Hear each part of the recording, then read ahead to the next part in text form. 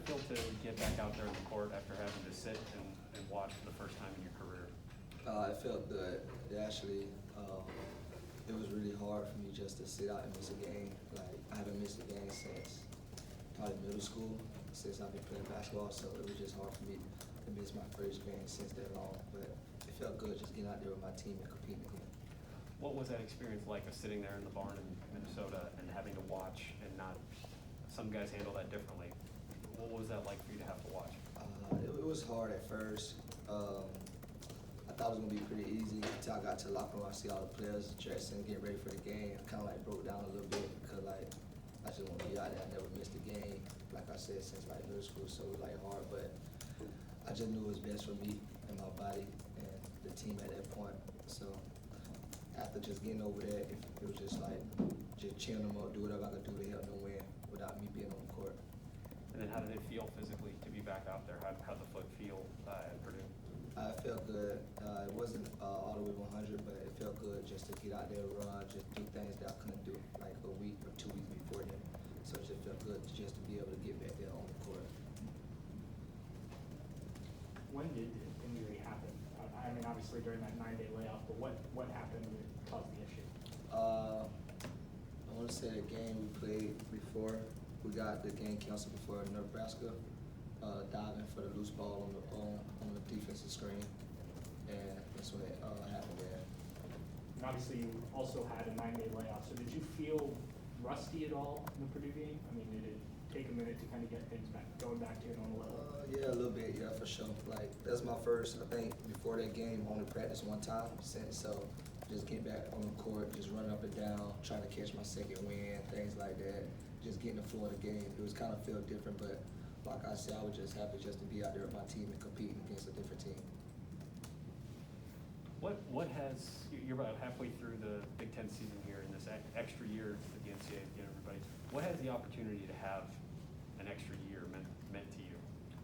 It meant a lot to me, just from going through everything last year with the code and everything like that. I just don't take no game for granted, like, because anytime it could be shut down, anytime, and that's just something I learned through that pandemic era and things like that. So just enjoying every game, enjoying every practice, don't take nothing for granted, and it's been a lot. I loved it. I'm glad I came back.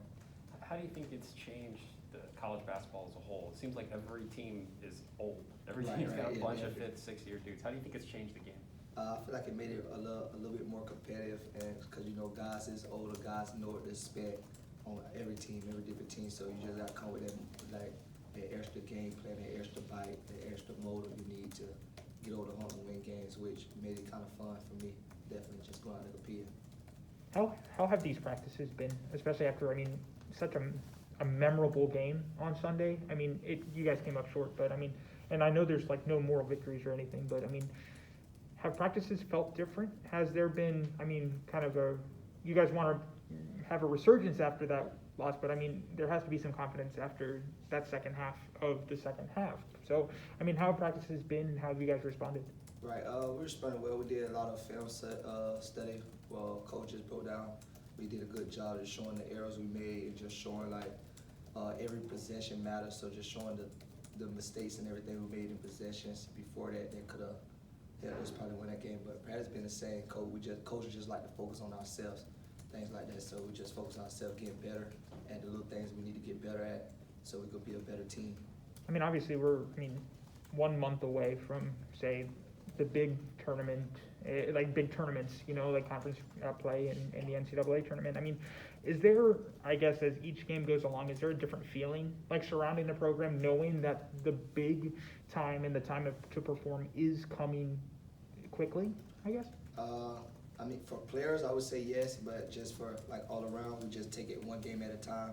So just focus on each game. Don't look ahead, don't look behind, because once you do that, that's when you'll just lose focus and things like that. So just take one game at each day, each step, a step at a time. So don't look ahead, just. I guess, just one more for me. It seemed like that Purdue game seemed to give us kind of a preview of what it takes to play against those top tier teams, what it's going to look like come tournament play. Did you guys sense something similar, and did it kind of give you a path for okay, this is where we need to be when that point comes. Right, yeah, absolutely. Yeah, because for a lot of guys, that's like one of the first. I feel like Purdue had one of the loudest college gyms in the country.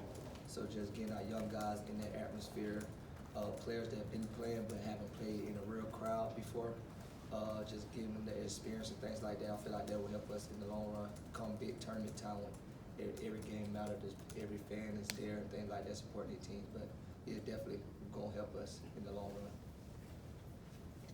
How'd you feel like Vici played, obviously stepping up to start for you in that one game, and then, being in the starting lineup now for the last two since coming back from that, injury he's got going on? Right. He playing good, just keeping his confidence up, just keep learning the game. Like I said, he's a young player, so it's gonna take time him learn the game. But as he learning, he get better and better, and just in practice, he getting better and better and things like that. So that's huge.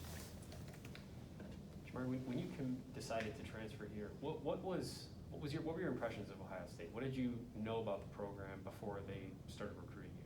I just knew like little things, just playing against them, like they're gonna be ready to play every night.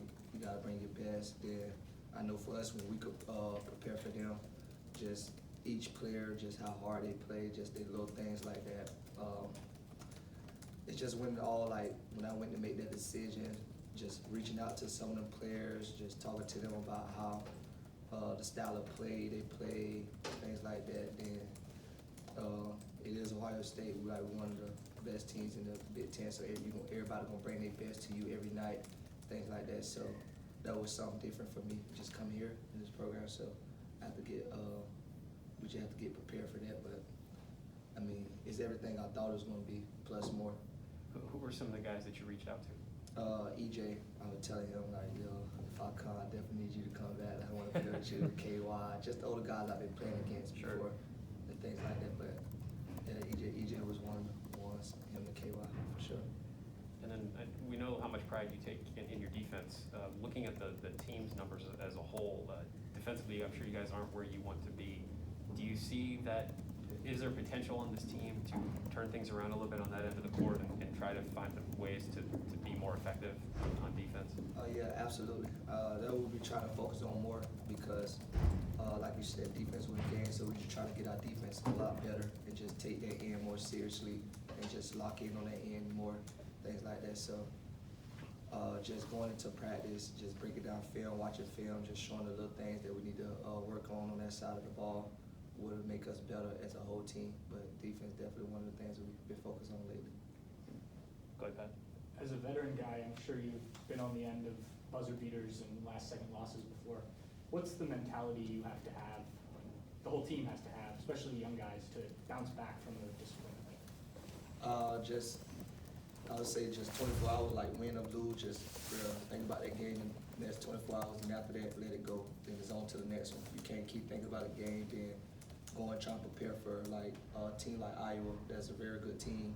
Have that last game on your mind, then that's going to affect our play against Iowa. So just soak that game in for 24 hours, then let it go. But just learn from it. Have you seen guys turn that page, especially the young guys who maybe haven't had to go through that at this level? Yeah, absolutely. Yeah, I feel like we did, like us as captains and coaching staff, we did a good job just watching film. Then after we watch the film, cleaning up. Now we on to the next one. Put that game past us. I think like when a guy transfers in and you know that how he's going to fit offensively and how his skills will translate, like it's kind of easy to see what he has to do to fit in. Defensively, is it different? Like when you're bringing in elite defensive talent, what do you have to do to try to assimilate that with the other guys and make sure that your best defensive abilities are fitting in with everybody else's? I would say just bring it every day in practice. Just be an everyday guy. Then once you do that, I mean the players are gonna follow. And from you, just use your voice. I feel like defense a lot of effort and talking and things like that. So just being an everyday guy. Just lead by example. And once the team see that, then they will have no choice but to follow you.